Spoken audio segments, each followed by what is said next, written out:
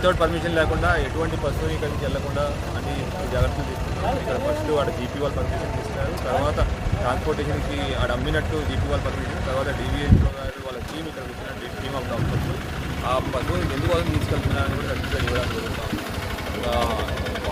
అందులో ఇప్పుడు వచ్చే వారంలో మనకి బక్రీద్ ఈదుల్ అదా పండుగ కూడా ఉంది. దానికి సంబంధించి కూడా ఎటువంటి పర్మిషన్ లేకుండా ఎటువంటి పశువుల్ని ట్రాన్స్పోర్టేషన్ కానివ్వకుండా, అట్లానే ఏవైతే బ్యాన్ ఉన్నాయో కొన్ని క్యాటిల్ని మనం ఆవుల్ని సాక్రిఫైస్ చేయడం, కొన్ని క్యాటిల్ కొన్ని బ్యాన్ ఉన్నాయి, వాటిని కూడా ఎటువంటి వాటిని ఇక్కడ సేల్ కానీ అమ్మడం కానీ